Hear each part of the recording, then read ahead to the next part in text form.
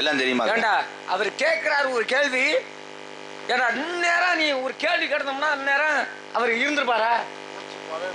அவர்கிட்ட நீ ஒரு கேள்வி கேள்வி, நீ தானே சாமியாரு. சரி, இப்போ நான் கேட்குறேன், எங்க அந்த யார் போய்ப்பா? அந்த ஆளை காணுமே. ஆளு கிடையாது, எங்க சித்தப்பா தான். உனக்கு ஐயா வேணும்டா. கும்பாபிஷேகமா? கும்பாபிஷேகம்னா என்ன? கும்பாபிஷேகம்னா என்ன மொழி? கும்பாபிஷேகம் அப்படின்னாக்கா அது வந்து வடமொழி. வடமொழினா என்ன அதுக்கே தெரியாது. தமிழ்ல சொல்லணும், தமிழ்ல தான். இது வந்து தமிழ்நாடு தானே. சொல்லுங்க சொல்லுங்க, ஒன்றும் பிரச்சனை. குடமுழக்கு விழா அப்படி சொல்லுங்க. குடமுழுக்கு விழா அப்படிங்கிறது தான் உண்மையான தமிழ் பெயர். குடமுழுக்கு விழா அப்படின்னாக்க எத்தனை வருஷத்துக்கு ஒரு முறை நடத்தப்படுகிறது? 12 வருஷத்துக்கு ஒரு தடவை. ஏன் ஒரு 5 வருஷம் இல்லை ஒரு 10 வருஷம் இல்லை ஒரு 20 வருஷம் அந்த மாதிரி வைக்கலாம்ல? ஏன் குறிப்பிட்டு 12 வருண்டு, அதாவது 12 வருடத்துக்கு ஒரு முறை எதுக்காக நடத்தப்படுகிறது? ஒரே ஒரு விஷயம், ஒரு வருஷம் 6 மாசம் 3 வருஷம் 2 வருஷத்துல கும்பாஜி வைக்கலாம். எல்லாரும் வரி காசு கொடுக்கணும்ல. வருஷம் வச்சா கிராம காசு என்ன மொட்டை முண்டை சும்மா உண்மையத்தையும் சொல்றேன். என்னன்னே இல்லைங்க, சாமியை கும்பிடுறதுக்கு முதல் மனுஷன் செழிப்பா இருக்கணும். வருஷம் வச்சாலும் எல்லா பேருமே ஒரு ஊர்ல பணக்காரன் கிடையாதுங்கய்யா. 5001 வரி வச்சாலும் அதுல கஞ்சிக்கு கூட கஷ்டப்படுற குடும்பமும் இருக்குங்க. இல்ல அதை பார்த்து தான் எல்லா கிராமமும் பக்தியோடு சாமியை கும்பிடுறாங்க. 12 வருஷம். உண்மையாகவே நீங்க வீரத்தேவன் அப்படிங்கிறது எனக்கு தெரியும். ஆனா நல்ல கருத்துக்களை சொல்லக்கூடிய ஒரு வீரத்தேவனாக நீங்க இருக்கீங்க அப்படிங்கிறது எனக்கு தெரியும். போஸ்ட் பண்ணிட்டேன். ஏண்டா ஏண்டா சொல்லாத, உன்னை எவ்வளவு பெருமையா பேசிக்கிருக்கேன். நீங்க எல்லாருமே அதாவது வந்து யார் யார் எப்படி இருக்கணும் அப்படிங்கறது வந்து ஒரு நல்வழிப்படுத்துவதற்காக ஒரு வழியை உன்னை தூக்கி கொண்டு போய் நான் ரொட்டி ஊட்டி நாடகத்தை சொல்லி கொடுத்துவேன். நான் என்ன வயிறு கொண்ட அதே பெத்த உள்ள கேள்வி கேட்குற போட்டிருக்க வேஷம் சாமியார் வேஷனால விடுறேன். இதே அலுமாறு போட்டுருந்தானா உன்னை ஒரு அறையில் இப்போ பாரு. தமிழ் நிகண்டு அப்படின்னா என்ன? அதே தமிழ் நிகண்டு. தமிழ் நிழலா? தமிழ் நிகண்டு எப்படா இவ்வளவு இருக்கு? தமிழ் நிகண்டு அப்படின்னா என்ன? இந்த ஊர் பேர் என்ன? என்னது? நயனார் கோவில். பொலந்து ஓச்சு. நாடகார ஊர் பேர் என்னன்னு கேட்டேன். அப்படித்தான் எழுதியிருக்கு. நரி கும்பன். தரி கும்பன். தரிக்கும்பன். தரிக்கும்பன் இந்த ஊருக்கு பேர் வர காரணம் என்ன? இந்த வந்துட்டார்ல இவர் தான் இந்த இளையாங்குடியில் கரியாவரம் பார்க்குறவர். சோம்பு மையம் சாம்பு. இவன்ட்ட பேசுங்க சிக்கிறதுட்டேன். யாரு இந்த பையாரு? இந்த பையா யார் ராணி? சாமி. சாமியா? யாரு நீங்க? சொன்னாப்ல. எங்க இருந்து வரைய? மேலூர்ல. டிக்கெட் எடுக்க வந்திருக்காரு. கண்ட்ரேட்டு எங்கே இறங்கணும்? ஏழை குறும்பு தெரிக்க அரைஞ்சு ஊர். உன்னை யாரு போற சொன்னா? தரிக்கொம்பு என் பேர் வந்துச்சு அந்த ஊருக்கு. தரிக்கொம்பு. பொலந்து ஓச்சு. கொம்பன். தரிக்கொம்பன். தரிக்கொம்பன் என்று எதற்காக இந்த அற்புதமான கிராமத்திற்கு ஆரம்ப காலத்திலே பெயர் வைத்தார்கள் என்றால், எடுத்து உரைக்க போனால் பாம்பன் என்று வைத்திருக்கலாம். அது ஏற்கனவே ராமேஸ்வரத்தில் வச்சுட்டாங்க, அதனால வைக்கல. இல்லை என்றால் கம்பன் என்று வைத்திருக்கலாம். அது கவி பாடி விட்டு போயிட்டார். கம்பன் கட்டு தெரியும், கவி பாடும் இருக்கான். எப்படி பேச? அதனால் அதை வைக்கவில்லை. தரி கொம்பன் என்று வைத்திருக்கிறார்கள். தரி என்றால் ஆரம்ப காலத்திலே கிட்டுக்கிட்டா கிட்டுக்கிட்டா கிட்டுக்கிட்டான்னு தரி மிஷின் ஓடுமாம் ஆந்திராவுக்கு. அங்கிட்டு சொல்றேன் மிஷின் சொல்லு சொல்லு. அந்த தரி மிஷின் ஓடும் பொழுது அங்கே 2 நபர்கள் வேலை பார்த்தார்களாம். இந்த ஊர்ல இருந்து வேலை பார்த்து அந்த குடும்பம் முன்னேறியதாம். முன்னேறிய பொழுது அந்த நபர்கள் வீடு திரும்பிய பொழுது இந்த ஊர்ல இருக்கக்கூடிய மற்ற நபர்கள் அவர்களை பார்த்து காட்டார்களாம், எப்படிடா இவ்வளவு ஒரு வசதி வாய்ப்பா திடீர்னு ஆனீங்க அப்படின்னு ஒரு ஆளை பார்த்து. தறி நெய்ய போனேன் அப்படின்னு சொல்லி ஒரு ஆள் சொன்னாராம்.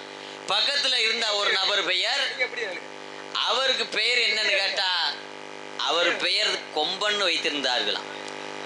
இருந்துச்சு அந்த காலத்துல. அப்ப நீங்க பிறக்கல, உங்களுக்கு தெரியாது.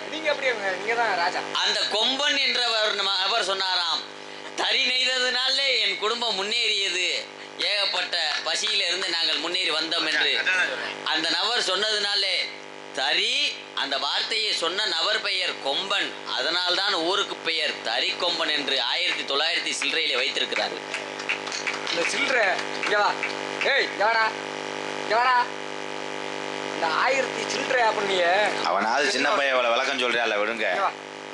தம்பி தம்பி, ஊர் பேரு தறி என்பது ஒரு இருப்பு. நான் சொல்றேன், இந்த ஊருக்கு ஏன் தறி கொம்பன் வந்து வச்சுனா, எத்தனை மனிதன் எவ்வளவு விலை கொடுத்து ஆடை உடுத்தினாலும் நெய்வது தறி.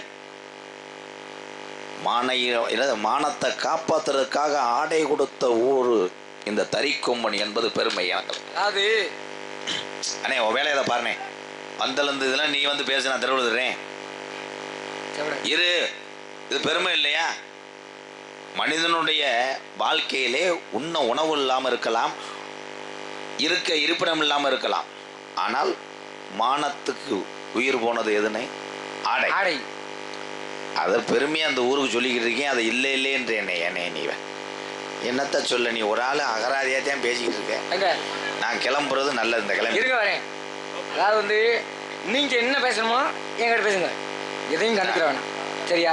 இவ்வளோ பேசுறீங்கள, நீங்க இருங்க. ராமேஸ்வரத்தில் இருக்க கோயில் பேர் என்ன? எப்படி அண்ணே அண்ணே ஆளுக்கு நீங்க சொல்லிட்டு போயிட்டா அப்புறம் அவருக்கு எனக்கு என்னென்ன வித்தியாசம்? நோகாம சம்பளம் வாங்கிட்டு போயிடுவாப்புல இந்த வாரு. எங்க அண்ணன் சொல்லிட்டு நீ பாட்டு போயிட்ட. ராமநாத சுவாமி அப்படிங்கிறது அண்ணன் சொல்லிட்டாரு. சரி, நீ சோமநாத சாமியை கூட சொல்லியா? ராமநாத சுவாமி இரியா, நான் கேட்கிறேன். லிங்கங்கள் வந்து 5 லிங்கம் இருக்கக்கூடிய இடம் அது. அது எந்த இடத்துல இருக்கோ அந்த இடம் தான். மொட்டு முண்டை. மொட்டு முண்டை அதெல்லாம் சொல்லக்கூடாது. அப்படிதான் பேசுவேன்.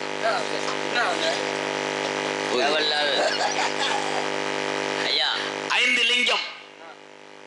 எத்தனை லிங்கம் ஒரு இடத்திலே இருந்தாலும் அதற்கு உரியவன் சிவலிங்கம். சிவலிங்கம் கைதட்டல். அப்புறம் என்ன பூரா நீதிமான்கள் சொந்தக்காரப்பா போறான். நான் அதை கேட்க, நான் பொய் சொல்லலையே ஐயா. என்னன்னே, எத்தனை லிங்கம் ஒரு இடத்துல இருந்தாலும் அந்த லிங்கத்துக்கெல்லாம் சொந்த லிங்கம், நம்மளை எல்லாம் படைத்த லிங்கம் அவன் தான்டா. சொக்கலிங்கம், ராமலிங்கம், பூவலிங்கம், தர்மலிங்கம், நம்மெல்லாம் காக்குறேன் பாரு. சிவலிங்கம், சிவபெருமான், சிவபெருமான். ஐயா நான் ஏத்துக்கிறேன்யா, அதை நான் ஏத்துக்கிறேன். அதாவது பஞ்சலிங்கம் இருக்கக்கூடிய ஸ்தலம் இது. பஞ்சலிங்கம் இருக்கக்கூடிய ஸ்தலம் எங்கே என்றால், பஞ்சம் என்றால் 5. அதெல்லாம் எனக்கு தெரியாதா? இப்ப சொல்ல முடியாது, நான் சொல்ல முடியாது. திருச்செந்தூர் முருகன் திருச்செந்தூர் கிடையாது.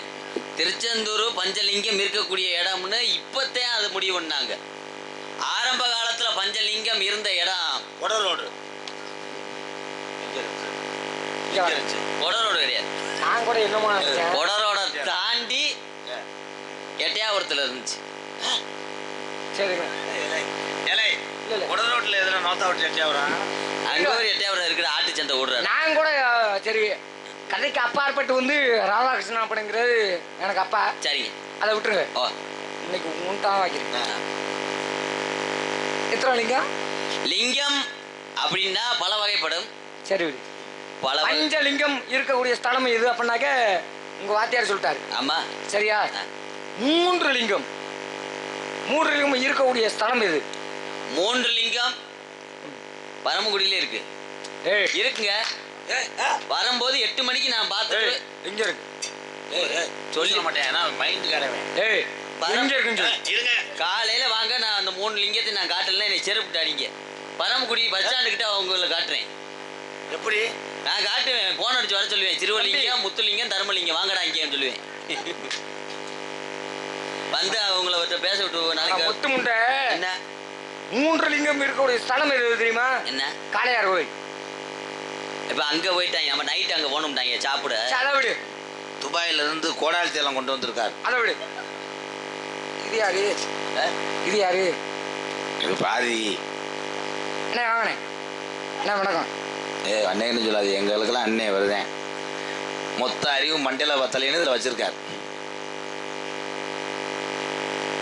போய் இருந்துட்டு பள்ளிக்கூடம் போ, அப்பா வரேன்.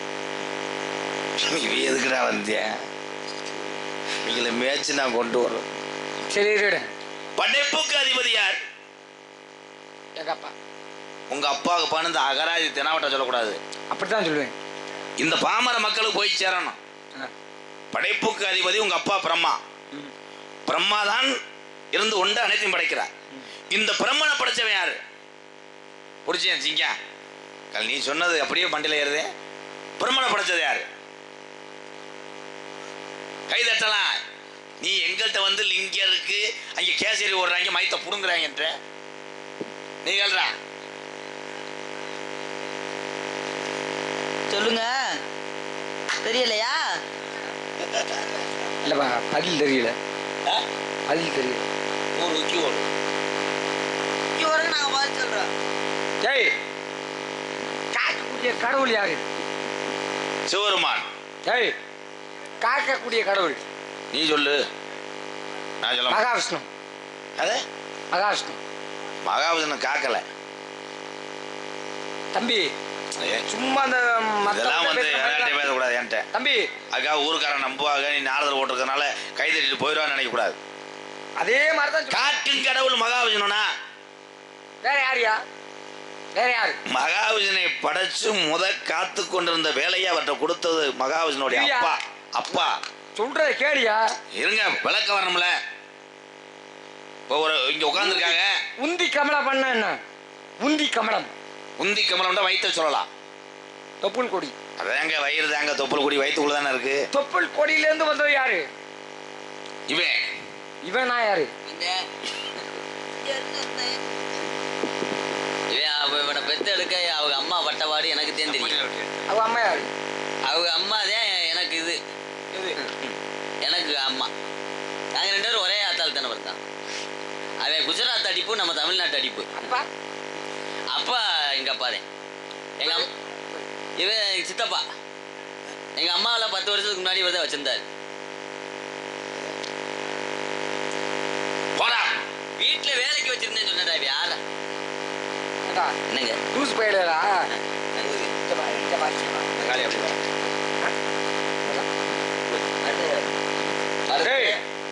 உன் பேர் என்ன?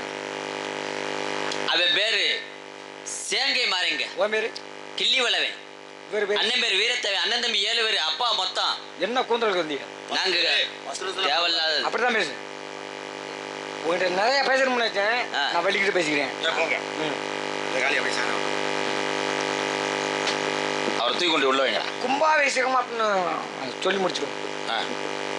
குடமுழுக்கு விழா அப்படின்னா 12 வருடங்களுக்கு ஒரு முறை நடத்தப்படுது. ஏன் அப்படின்னாக்க அங்கே மேலே இருக்கக்கூடிய அந்த கலசங்கள் இருக்குல்ல, கலசங்கள்ல வந்து முக்கியமான ஒரு தானியம் இருக்கு. அது என்ன அப்படின்னாக்க நவதானியம். நவதானியம். நவதானியத்துல ஒரு தானியம் வரகு. இந்த வரகு அப்படின்னு சொல்லக்கூடிய ஒரு தானியம். அந்த தானியத்துல மட்டும்தான். ஏன்னா 12 வருடங்களுக்கு சக்தி உண்டு. கொண்டிக்காளி சாமியை நம்ம எங்க சாமியை தீட்டு போவாப்பா. புண்ணியம் செஞ்சிருக்கணும்டா.